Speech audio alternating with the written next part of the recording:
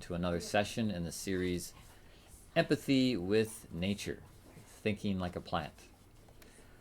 Are you thinking like a plant yet? There's a question. Are you thinking like a plant yet? I hope so. And not only that, are you feeling and willing like a plant as well? Which was the focus of the previous session, where we looked at the threefoldness of the human with a thinking head, a feeling heart, and a doing will. And that we are in fact an inverted plant, inverted and upside down, because a plant has its roots into the world at the bottom, whereas our root senses system is on top. And a plant has its reproductive organs and limbs on top, whereas we have them down below. And in the middle, we have our leaf-like lungs, except we have them on the inside, whereas a plant has them on the outside, which it uses to turn carbon monoxide into oxygen, whereas we turn oxygen into carbon monoxide. So we are truly an upside down and inverted plant. And this is not just my dreaming up, this is actually something in the work of Rudolf Steiner. And so the nature play assignment from the last session was to go out into nature and perceive this head, heart, and will aspects of plants and trees, to perceive some of the thinking, feeling, willing aspects in their rudimentary form as seen in the plant world. So I spent some time this past week with a tree across the street in Trinity Bellwoods Park, and I'm going to show you a picture of my new friend. Don't know the name, but none of this here has really been about knowing the names of plants. So this is a nameless one, but that's all right. But what we do know is the threefoldness. It has this threefoldness because that's archetypal to the plant. This, first of all, having a crown at the top of the tree, and then the trunk in the middle, and then the third part we need to use a bit of imagination to imagine the root system down below the surface. So in the tree, the roots are considered the head or the brain, so the equivalent of our thinking part, which draws nourishment from the past, right? It's drawing nourishment from the ground, so it's really drawing from the past. And then the crown with its limbs is the will of the tree, which is producing the future. It's producing the fruit, which will carry forth the existence of the tree into the future. And then the trunk, the middle part, works the same way as the human heart, which is there to mediate between these two poles, the lower and the upper, the root system and the crown, the limbs. And this heart in the middle, this trunk area, serves the entire organism. And it's always working really more in the present. It has more of a present time orientation as opposed to the roots that are connecting to the past, or the limbs that and reproductive organs reaching into the future. And this present time orientation of the trunk is really the equivalent of our feeling system as a human being. So we can divide the tree into these three separate zones as we can a human. But as I mentioned in the last session, even though the human is threefold, each of the three main parts are present also in the other zones, right? So look at our brain. It's centered in the head, but it runs through the entire body as the nervous system. So it has its headquarters here, but it's found everywhere in us as an organism. And same with our heart. It's in the middle, but the circulation of blood is seen throughout the entire organism. And same with the metabolic system. We have our metabolic system down in the lower pole, but you can find it elsewhere in our body. For example, in the mouth, we have digestive action, metabolic action that's already happening up in the opposite pole. So we're split into these three zones, but you find something of each of them throughout the entire organism. So when I looked at the tree in the park, my new friend here, even though I know the brainy part is closest to the earth and is in fact hidden under the surface of the earth, I could see some of its thinking activity up in the crown as well, right? I could even feel some of that thinking activity, if you want to call it, and that it moves around the tree, even though it has its headquarters, you could say, in the roots, the root ball of the tree. I could really sense how this cognitive activity, if you will, moves around the tree. And I went for the first time at the beginning of the week to this beautiful, beautiful tree where, I mean, isn't that a gorgeous being there? Mm-hmm. And we do drum circles underneath it in the summertime. That's where we met. Yeah. Right underneath that tree. Magic happens. Yeah. It's a magical place. Mm-hmm. At the beginning of the week, I could really feel more activity up in the crown, and none of the leaves had come off yet, which is like quite amazing being early November. Mm-hmm. So it was up there. And then today, when I went out, the leaves, as you can see, were starting to fall, and I could sense its activity had moved lower down in its verticality, and it's letting go. It says, it's letting go, and you can see the release of the leaves finally, and so this interactivity is shifting, and that it moves around. It moves around depending on the season, the time of year, and what's going on environmentally. So in the summer, this thinking, sensing moves out from the center of the earth to the periphery, up to the crown, as it does with us humans, right? We move out from our center in the summer to the wider world, and in the winter, the activity turns more inward, down into the earth center, along with life forces, along with the sap.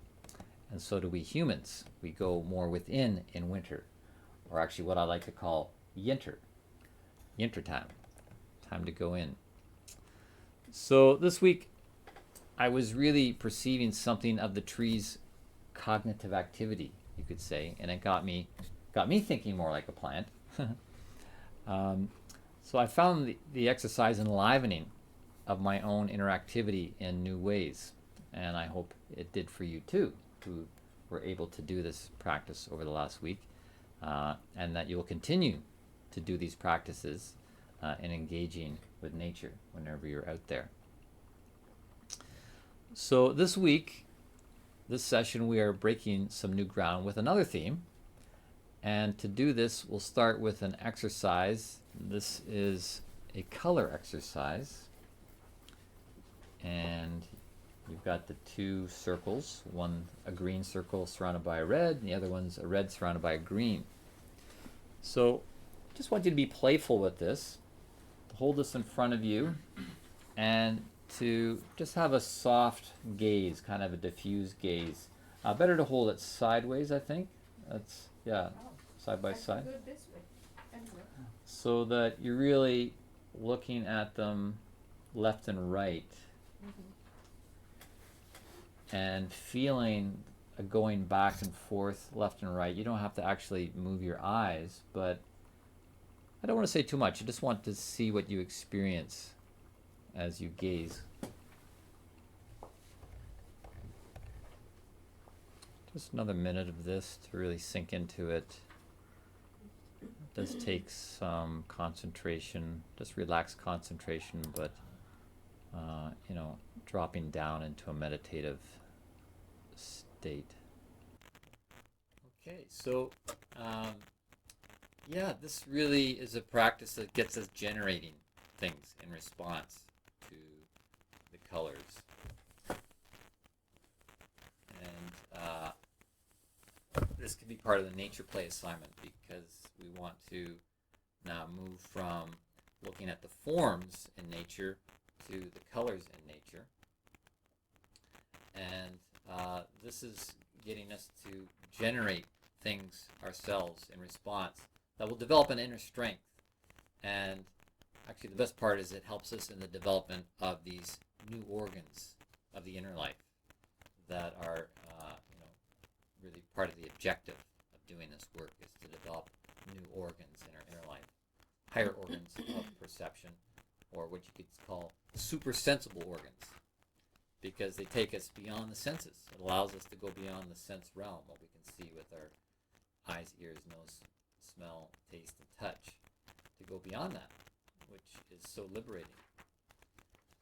So when working with this, you can do it with your eyes open, but then you can also close your eyes. I didn't have you do it with the eyes closed, but in working with it, you can visualize, concentrate on it, and then close your eyes and see the circles inward, and also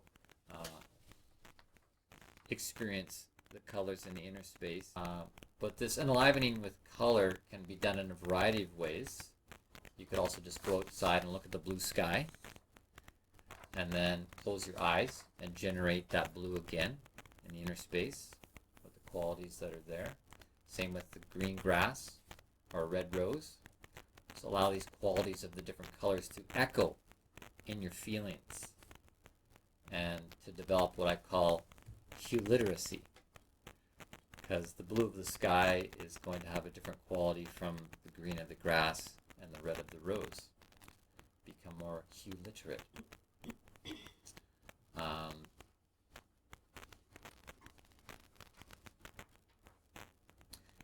And you might also experience that at first the blue of the sky or the green of the grass or the red of the rose is stronger when you perceive it outwardly, right? I was looking at these beautiful colored flowers that I look at them and they're vibrant in their color, and then if I close my eyes and mental picture them, you might experience, oh, they're brighter and stronger colors when my eyes are open. But that can change. That can actually change with repetition of this practice, and you can get to the place where the inner colors are much more vivid with the eyes closed. How's that? Well, we know the eyes, as with all the senses, are really quite limited. It's limited what we can experience through our senses. And we also know that colors in our dream life can be much more vivid. Or if you take psychoactive substances, such as ayahuasca, the colors are far more eye-popping on the inner plane than any outer color. At least for me it was. The inner colors are far more vivid than any outer color that I've ever experienced. This is because inwardly we're getting closer to the source or the genesis of color. Right? We're talking about outer colors, but we close our eyes and we experience inner colors. We're moving actually towards source, the unmanifest, that eventually becomes manifest. And in doing this, we're using these inner organs. We're exercising these inner organs to do that. So, using psychoactive substances is helpful to enliven these capacities, but it's not a long-term solution to enliven these capacities, because we eventually have to engage our will in doing that. And when we're using psychoactive substances, we're not necessarily engaging our will, we're engaging the plant spirit agent to do it for us.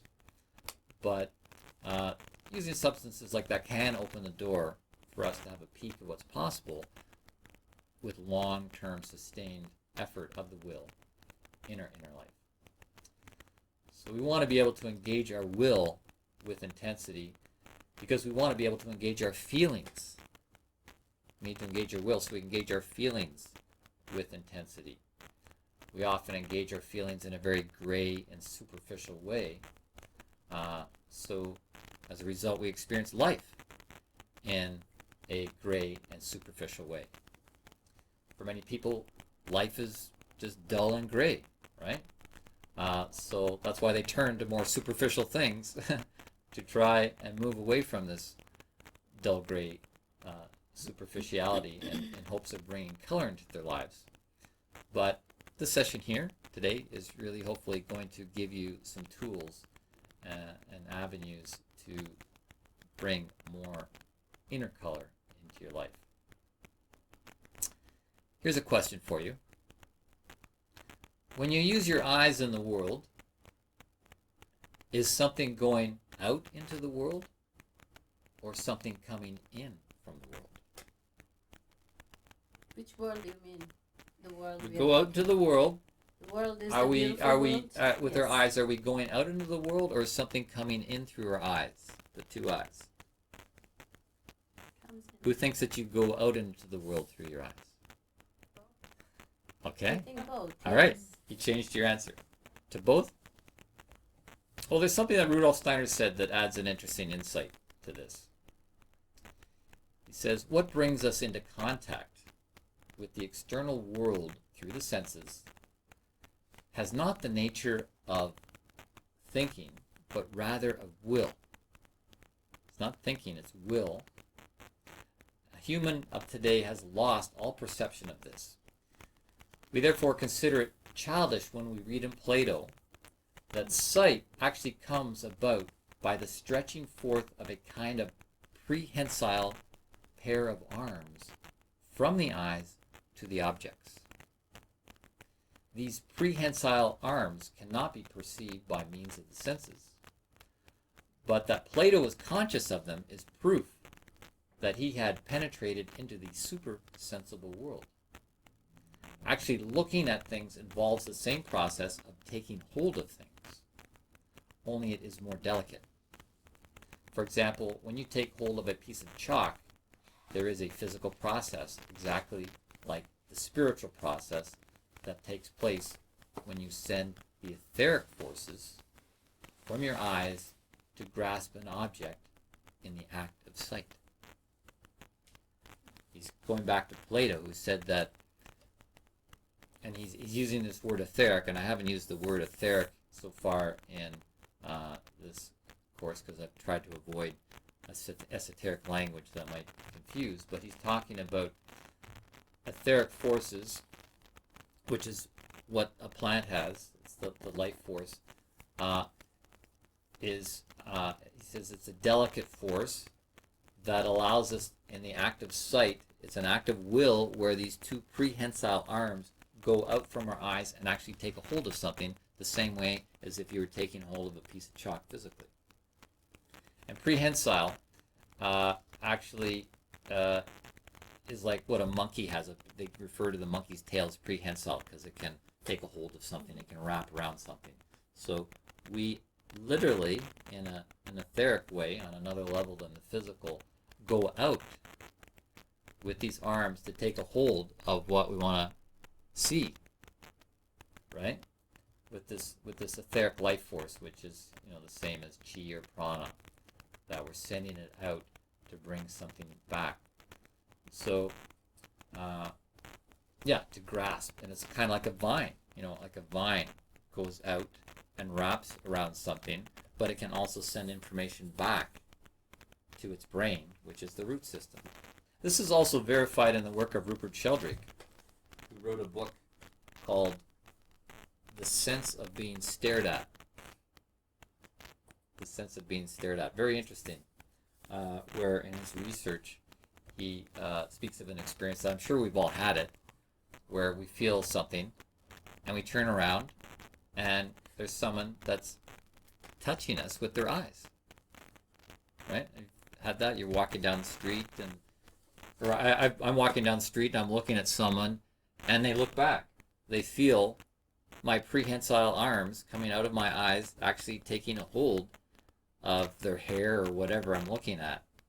So this is very powerful information here to realize the power of these super sensible senses that we have.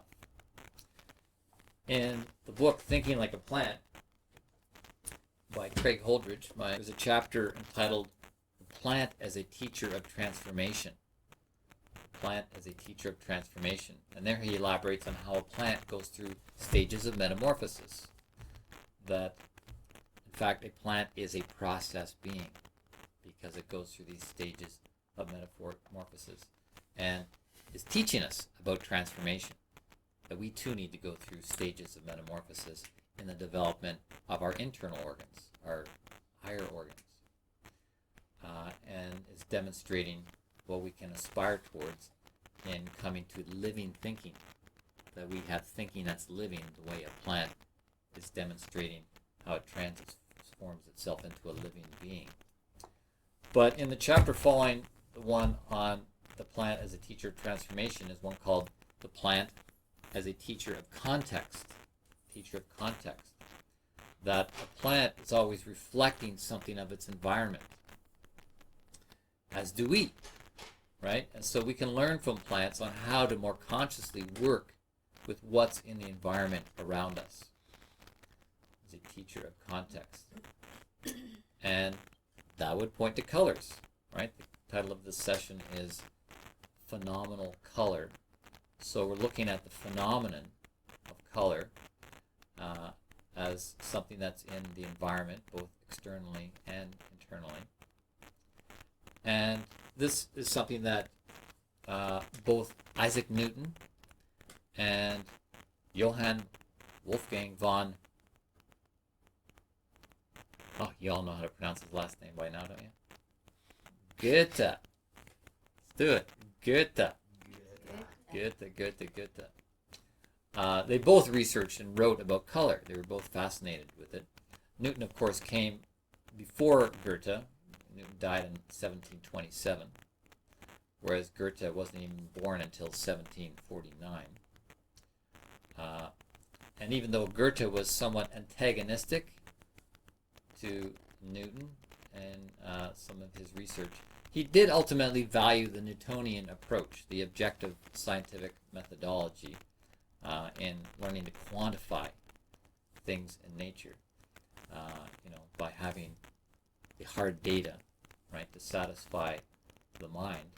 But Goethe, being a poet, artist, philosopher, as well as an avid scientist, felt it was his duty to champion the wholeness of the human being, the whole human being, and having an approach to science that would also satisfy the heart. Not just the hard data for the mind, but something that would satisfy a heart connection to nature. And so we owe a lot to Goethe for his valiant work to use heart intelligence in seeing beyond what we see, smell, hear, taste, and touch, beyond the atomic veil of matter, to the archetypes behind matter, behind form, that inform the physical universe. So Goethe was a champion of this phenomenological approach to sciencing, this approach to nature, in searching to know its truths and to know the wholeness of nature. And to know the wholeness of nature, he felt it required the whole human being to be engaged in the sciencing, in the knowing. So that's, in fact, one of the ways to explain phenomenological science, which is a branch of science, phenomenology. It requires a full commitment of the whole human being in this quest to know and to connect. I kind of use the analogy of a mountain climber. If you're going to be climbing a mountain to attain the truth of what's up there, it requires a full commitment. I've done some rock climbing, and you can't do it half-heartedly. You have your whole being, everything, scaling that wall. And so likewise, the inner state of an attitude of a scientist really determines how far that scientist is going to be able to go, that person is going to be able to go in scaling the heights to know the inner truth of nature. So Goethe squared off with Newton in two fields in particular. in the study of color and also in the study of optics. And some of the information I got from this, to prepare this, comes from this book called Man or Matter by Ernst Laird. Ernst Lairs. It kind of reads like a magnum opus, giving a very detailed account of Goethe's scientific research. And I also found out that T.S. Eliot was a fan of this book. The famous poet and writer really liked this book. So says Wikipedia. So when it comes to Goethe's writing about color, which you have to remember took place in the early 1800s, so really, over 200 years ago, he was very proud of his research, and he said, "As for what I have done as a poet, I take no pride whatsoever. Excellent poets have lived at the same time as myself. Poets more excellent have lived before me, and others will come after me. But in my century, I am the only person who knows the truth in the difficult science of colors. Of that I am quite proud." So this aspect of Goethe's research and writing he held in high esteem. And he was very ambitious from the outset in his pursuit to answer this question, what is color? His ambitiousness to supersede Newton's conclusions, which he felt were intuitively he felt were wrong, led him to a different starting place than Newton. Instead of asking the question, what is color? Goethe asked, how does color arise? Great. Interesting how the way a question is posed changes the way it's framed and how your inner movement is different. And I thought it was quite clever of Goethe in his wanting to challenge Newton's theory of color to change the starting place. And by changing the question, Goethe was able to keep his approach based more on the natural phenomenon of color rather than theoretical conclusions from experiments which try to isolate the phenomenon, which is what Newton was doing, creating darkened rooms and working with artificial apparatus. The essential difference in the two approaches is that Newton based his theory on excluding the color-seeing faculty of the eye. He worked with this apparatus that he created and set up, but he left out the place of the eye in seeing color. Whereas Goethe founded his theory on the eye's experience of color. And this is the crux of the difference between Newtonian science and Goethean science. Goethe wants to keep the human in the equation and wants the human to have an experience of the phenomenon both objectively and subjectively. Instead of cutting the human out and saying, well, we want to keep that separate. How can you do that? You eventually find that the human has to be involved. And so Goethe really put that first and foremost and insisted that we really considered the eye's experience of color in the phenomenological approach. Goethe argued that the way we know color is through the eye. It is a visual experience, and so we have to acknowledge the human eye's part in the perception of color.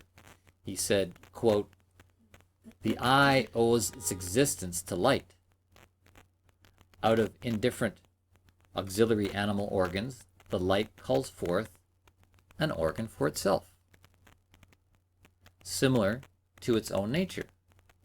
Thus, the eye is formed by the light for the light, so that the inner light can meet the outer light." Isn't that beautiful? The eye is formed by the light for the light, and that the eye is similar in nature to the light. Think of that. there's something of our own activity involved in the perception of light, which you could call our own inner light. We bring inner light to be able to perceive the light outside, right? When we go out through our eyes, we have to have something of an inner light to be able to perceive and bring in the outer light. This is really an important point, that there's something going on in the perceiver that contributes to the perception.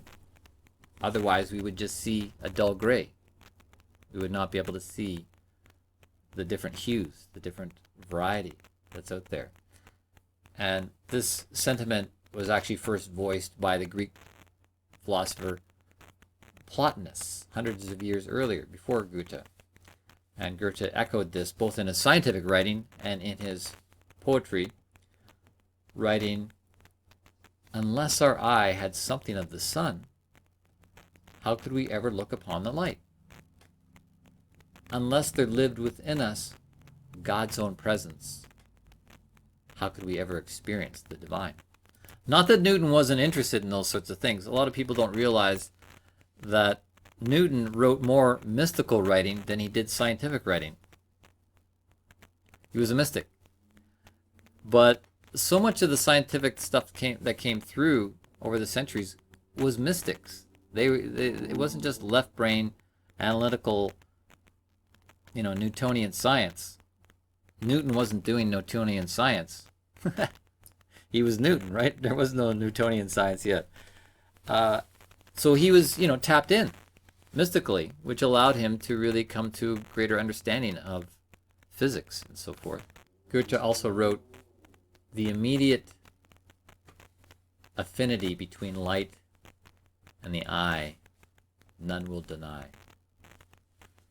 This is also spoken of in the Gospels. A verse that says, "The light of the body is the eye. If therefore thine eye be single, thy whole body shall be full of light." If thy eye be single, thy whole body shall be full of light. It's really talking about turning on the third eye, the single eye. Then we will have this inner light turned on. Let's do another little exercise. Let's just close the eyes and look into the darkness with the eyes closed.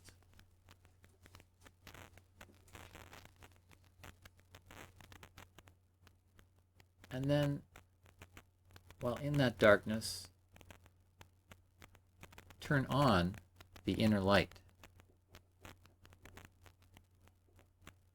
Do something that turns on light inside and see a color. Eyes closed, turn something on to see a color.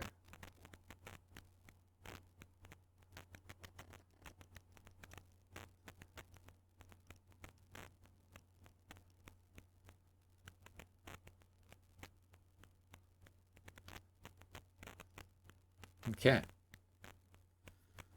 So coming back and just reflecting on that, how you close your eyes and it's just dark, but then you do something inside. You do some sort of activity. What was that? Did you experience that ability to turn something on? There's also an interesting correlation between color and sound.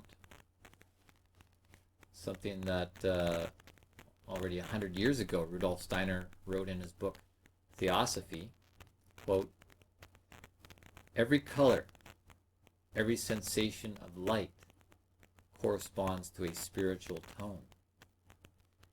Every interaction among colors corresponds to a harmony or melody.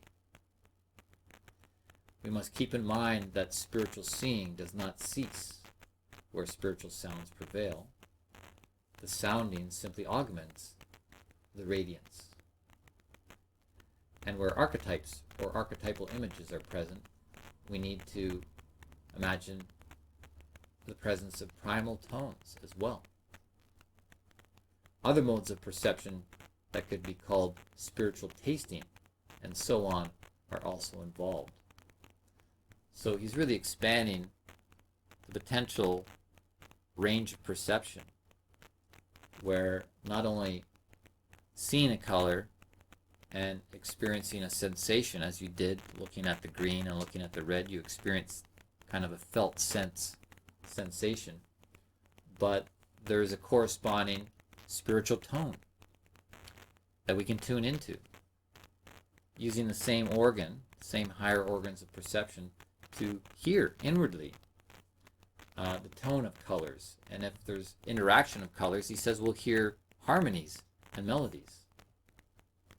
We might even have spiritual tasting, that we can taste colors and so forth. So we're really looking at enlivening a number of inner senses beyond our physical senses, or what we can call supersensible senses. And we have seen this in all the practices, that we're looking to bridge between the outer manifestation of things and an inner experience. And this is so back to Goethe changing the question from what is color to how does color arise. It led him deeper into nature rather than away from it, as so often science does these days. Goethe wanted to know where Goethe wanted to know where color came from in the natural world, rather than a dissection of color, as Newton did, and working, with artificial apparatus and prisms and black box rooms. Goethe thought this led Newton to erroneous conclusions. And his conclusion was that color arises from the dissection of light, right? That color comes from light alone. We've been taught that color is the fragmentation of light, that light contains all color. And Goethe had seen these color-producing prism experiments, as had been conducted by Newton, but he noted that the phenomenon depended on a boundary, that there had to be a boundary between light and darkness.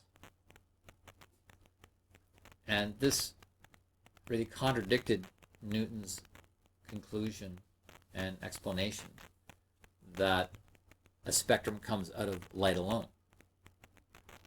Goethe asserted that the colors produced by the prism were caused by both light and its counterpart, darkness.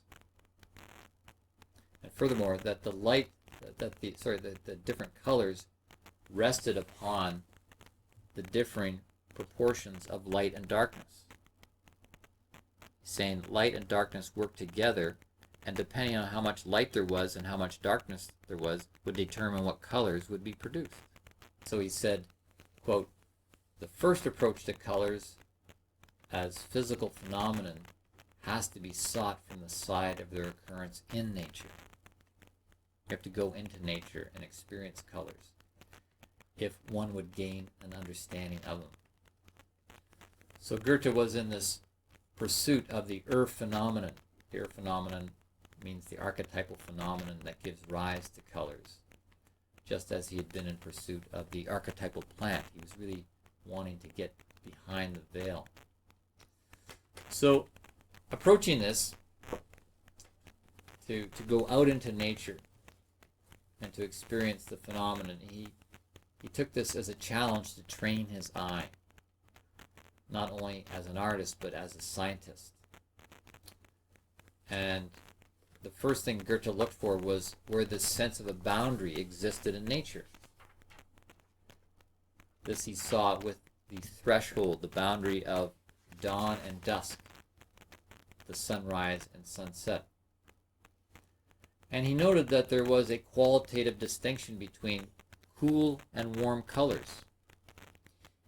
He determined that blue was a cool color, and in fact referred to the weakness of blue, that blue was weak as if it was succumbing to black, whereas yellow was a warmer color, closer to white. And he felt that this explained why we perceive sunlight as yellow. the pure white light of the sun is darkened by the atmosphere that we perceive it through. When white light is darkened or hits some sort of turbidity in the atmosphere, it produces this warm yellow. On the other hand, the pitch black sky, right, we're surrounded by darkness, but it appears blue during the day when this darkness is illuminated by light passing through the atmosphere. So, in other words, color isn't just simply coming from the light, but rather needs darkness in order to give birth to color. In other words, it takes two to tango. It takes both light and darkness in order to produce color. This is why Goethe referred to color as, quote, the deeds and suffering of light. The deeds and suffering of light. And this is more than a poetic sense. He saw everything in nature as part of a living intelligence, and that there was even something of a moral quality in nature, including color, and that color was the deeds and suffering of light. And this came from the interaction of light with darkness. And this we can certainly see on the spiritual level of things, that the light and dark need to work together. And there's a sense of suffering in that, in our spiritual lives. There's a sense of suffering in the light illuminating the dark and the dark overcoming the light. So in this statement that color is the deeds and suffering of the light really points to a higher level of the livingness of nature, that it's not just mechanical, that it's not just laws of physics and whatnot. In nature, it takes darkness opposing light to produce the warm yellow colors of the spectrum, and it takes light opposing darkness to produce the cool blue colors of the spectrum. And this explains the phenomenal colors experienced at sunrise and sunset. At sunrise, you have light overcoming the dark, and at sunset, you have the dark overcomes the light.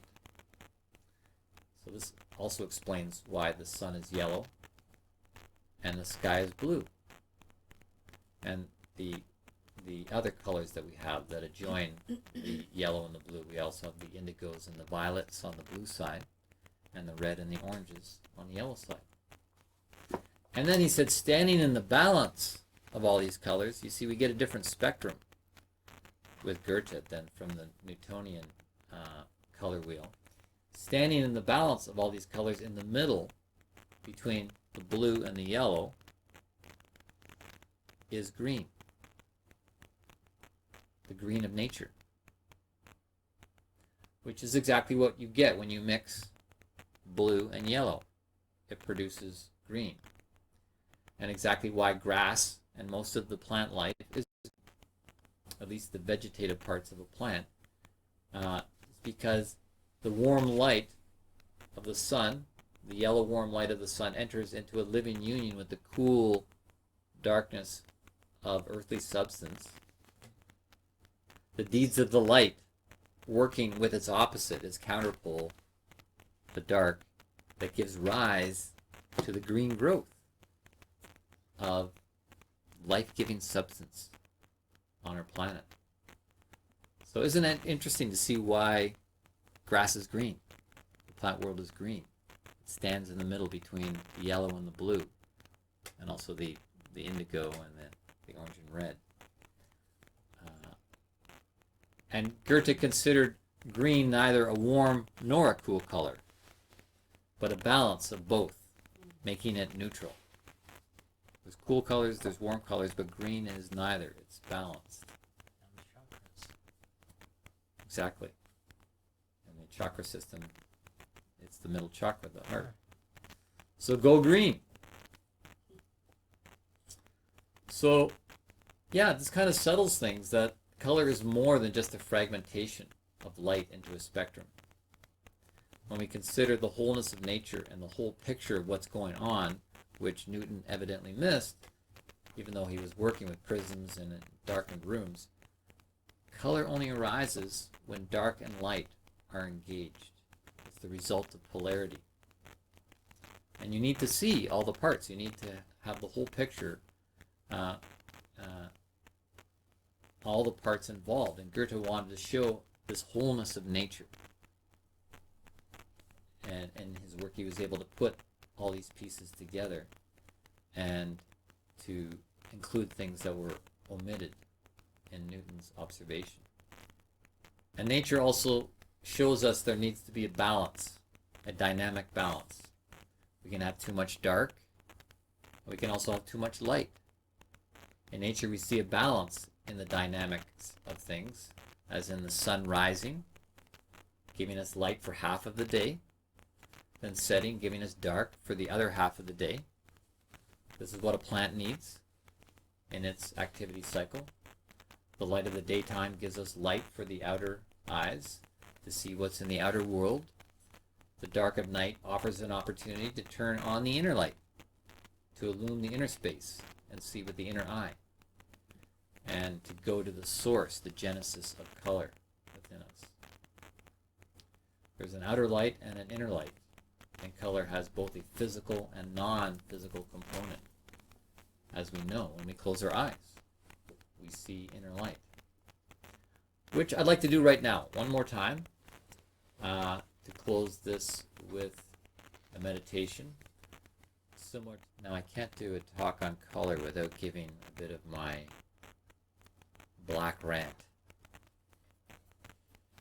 Because when it comes to interacting with the power of colors in the world, I have a bit of a rant I've had for a few years as I've watched how color black has taken over our color choices in the world. In fact, it's not even really a choice anymore. Manufacturers and merchandisers know that black sells more easily than any other color, and so they're selling us more black cars, more black clothing. They're even putting up more black buildings. What's the vibrancy in that? There is no black in the rainbow. If it is said that white light contains all the colors, ironically, if you took all the colors and mixed them together, such as with paint, they would all become a muddied black.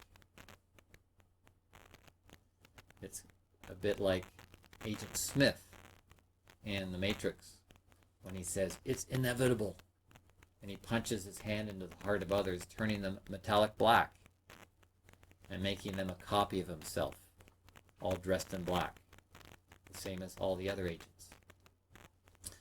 So we know that black looks hot, black looks cool, black looks chic, black looks tough.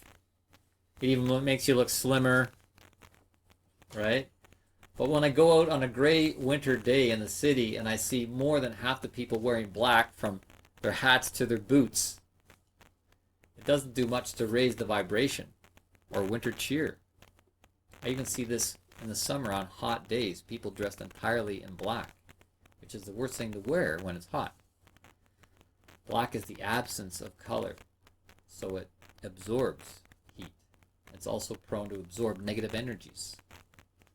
Black is the worst thing to wear to a funeral, where there's lots of emotional release and energies in the space that can be absorbed from others through black, where on the other hand, white is reflective. We should remember we make an impact on others when they have to look at us. Black is a good background color, which is why there are black curtains in theaters. Ushers wear black, orchestra wears black, waitstaff in restaurants wear black. So then you have a background to add splashes of color, right? So please do it. Let's splash more color into our lives, more vibrancy. Find ways to bring color into the world and to raise everyone's hue literacy. All right, there's the end of my rant. In fact, Rudolf Steiner gave indications on what colors to wear for the different days of the week to tune up your hue literacy. He said, Monday was purple day. Tuesday was red or pink day. Wednesday, yellow day. Thursday, orange or brown day. Friday, green day. Saturday, blue day. And Sunday, white day. So adorning yourself with different colors may just help you in thinking like a plant, enlivening your interactivity. And as Goethe said, a rose that adorns itself adorns the entire garden. So let us adorn ourselves with color like flowers in the garden by being conscious about what we put on every day and not just putting on what they want to sell to us. Vote with your dollars. Vote for color. And of course, we need to do the self-test one more time, as we've done each session. Goethe said, if we want to behold nature in a living way, we must follow her example and make ourselves as mobile and flexible as nature herself. How mobile and flexible are you? On a scale of 0 to 10, 0 being the lowest and 10 being the highest, what number spontaneously comes to mind for you that indicates your current state of inner mobility?